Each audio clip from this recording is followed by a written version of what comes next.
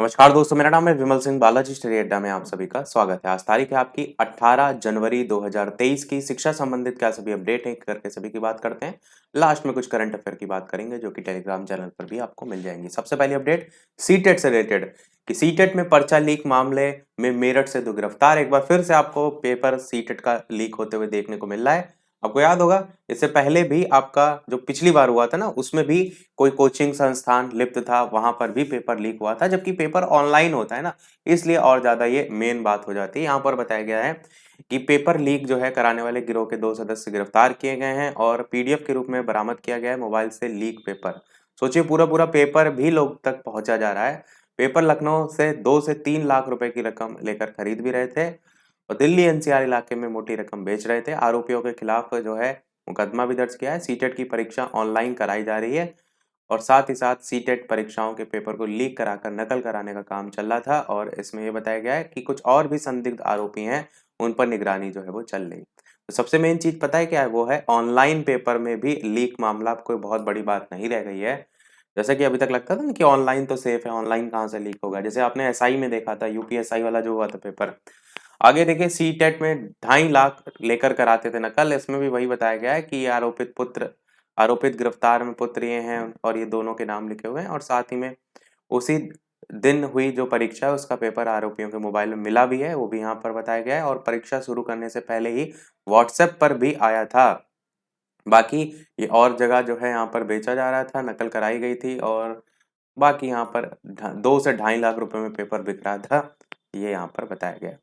अब UP board की बात करते हैं। ओएमआर सीट में एक गलती पर 20 नंबर कटेंगे। प्रयागराज से न्यूज है तो ध्यान से भरिएगा। ओएमआर जो भी यूपी बोर्ड वाले छात्र हैं, नौकरी के लिए लगाई दौड़, 774 हुए सफल।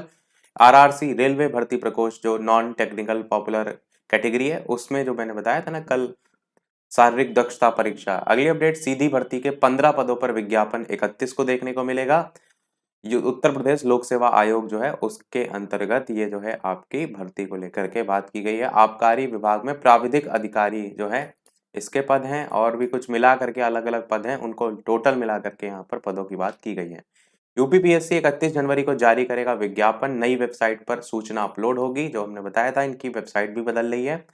पीसीएस के विज्ञापन में देरी, बदलाव की आहट। मुख्य परीक्षा से वैकल्पिक विषय हटाए जाने की मांग को लेकर अभियान जारी किया गया है और प्रयागराज से न्यूज है। 5 विभागों में 15 पदों पर भर्ती होगी। यूपीपीएससी को लेकर यही मैंने बताया ना कि अलग अलग विभाग है, उनके टोटल जोड़ करके जो है ये भर्ती जो है वो निकाली जाएगी। ओबीसी गणना की जिम्मेदारी आयोग के सदस्यों को सौंपी गई है। ओबीसी आरक्षण को लेकर के यहाँ पर बात की गई है। लखनऊ से जो है वो न्यूज है। अब यहाँ पर एक नोटिफिकेशन जो है सचिव परीक्षा नियामक प्राधिकारी की तरफ से निकाला गया, जिसमें सीटी यानी नर्सरी एनटीटी प्रशिक्षण 2022 प्रवेश प्रक्रिया के अंतर्गत आवेदन करने वाले जो भी अभ्यर्थी हैं उनके वर्गवार, श्रेणीवार औपबंधिक सूची का प्रेषण किया गया और संबंधित जो प्रशिक्षण संस्थान है उसमें अभिलेखीय जांच या प्रवेश के संदर्भ में जारी किया गया। बाकी इसमें वही डिटेल में बताया गया है कि 20 तारीख से लेकर के 10 फरवरी 2023 तक ये पूरा अभ्यर्थियों का जो मूल अभिलेख है उससे मिलान करके जो है आपका पूरा जो प्रोसीजर है वो चलेगा। बाकी यहाँ पर इसी के संदर्भ में आप देखेंगे तो न्यूज भी है कि सीटी नर्सरी और एनटीटी में प्रशिक्षण प्रवेश 20 से देखने को मिलेगा और यहाँ पर सचिव परीक्षा नियामक प्राधिकारी की ओर से जो है सूची संस्थानों को भेज दी गई है। 10 फरवरी तक ये चलेगा। जांच, अभिलेख, ऑनलाइन, ये सारी चीजें कंप्लीट होने के बाद ही आगे का प्रोसीजर होगा। मेरिट के आधार पर ही आवंटित सीटों के सापेक्ष होगा, वो भी लास्ट में बताया गया। 6 साल बाद लिपिक की भर्ती, 19 में से 18 पद खाली रह गए। सहायता प्राप्त माध्यमिक स्कूलों में लिपिक भर्ती का मामला है। प्रारंभिक अर्हता परीक्षा यानी पीईटी पेट की परीक्षा के आधार पर लिपिक की भर्ती होनी थी। प्रयागराज से न्यूज है। याद है ये वो भर्ती थी जिसमें किसी भी प्रकार से कोई एक क्राइटेरिया नहीं निश्चित किया था और जो हाई मेरिट वाले थे उन्हीं के चांसेस थे, इसलिए इसमें किसी ने फिल ही नहीं किया था। मोस्टली जिनकी बहुत ज्यादा पेट में मेरिट थी उनके द्वारा ही फिल किया गया था। यूपीपीएससी सीधी भर्ती के 15 पदों पर विज्ञापन 31 को और ऑफलाइन आवेदन था लिपिक भर्ती में। आपको याद है विद्यालय को भेजना था डायरेक्ट, ऑनलाइन वाला कोई था नहीं, तो जुगाड़ पट्टी भी बहुत रहती है। प्रयागराज से न्यूज है और ये हमने बात ऊपर की भी। अमर उजाला जॉब अलर्ट भी देख लेते हैं। बीआरएलपीएस में आवेदन 71 पद हैं। एचसीएल में निकली भर्ती हैं 54 पद हैं और नीचे ऑफिशियल वेबसाइट सभी में दे रखी है। आरएसएमएसएसबी ने विज्ञापन जारी किया, इसमें थोड़े ज्यादा पद हैं 2730। सूचना सहायक के पदों पर भर्ती है, 450 रुपए शुल्क है और राजस्थान की ये जो है वो अपडेट है, राजस्थान की न्यूज है, उसी से संबंधित वेबसाइट है।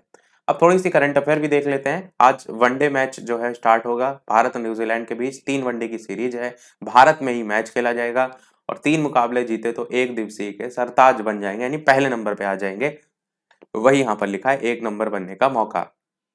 शाहरुख खान दुनिया के सबसे अमीर अभिनेताओं की सूची में तीसरे नंबर पे आ गए हैं। पहले नंबर पे इसमें सैनफोर्ड स्टार जेरी सीनफेल्ड और टाइलर पेरी हैं, जिनकी $1 बिलियन के साथ सबसे आगे जो है इस नंबर में। और ड्वेन जॉनसन जो है इसके बाद दूसरे नंबर पे आया था। शाहरुख खान तीसरे नंबर पे। एनसीईआरटी ने भारत के पहले राष्ट्रीय मूल्यांकन नियामक परख को अधिसूचित किया है। मोस्ट इंपॉर्टेंट करंट अफेयर है फॉर एजुकेशन पर्पस। तो इसमें यह बताया गया, एनसीईआरटी ने जनवरी 2023 में भारत के पहले राष्ट्रीय मूल्यांकन नियामक परख को अधिसूचित किया है। परख देश में सभी मान्यता प्राप्त स्कूल बोर्डों के लिए छात्र मूल्यांकन हेतु मानदंड, मानक और दिशा निर्देश निर्धारित करने पर काम करेगा। परख की फुल फॉर्म क्या है? Performance appraisal review and analysis of knowledge for holistic development. तो ये जरूर याद रखिएगा। अगली और इस वीडियो की लास्ट अपडेट देखते हैं। इसके अलावा वीडियो पसंद आए लाइक भी करते रहिएगा कि डेनमार्क के जो विक्टर एक्सेल्सन है, उन्होंने मलेशिया ओपन 2023 में जीता है पुरुष एकल का खिताब। उसी को लेकर के यहाँ पर बताया गया है। तो यही था हमारे इस ओवरऑल अपडेट में। इसी प्रकार डेली अपडेट पाते रहने के लिए चैनल सब्सक्राइब करके नोटिफिकेशन बेल अवश्य ऑन कर लीजिएगा। वीडियो पसंद आए लाइक कीजिएगा और लोग साथ शेयर कीजिएगा। मिलते हैं अगले अपडेट में, तब तक के लिए नमस्कार, जय हिंद।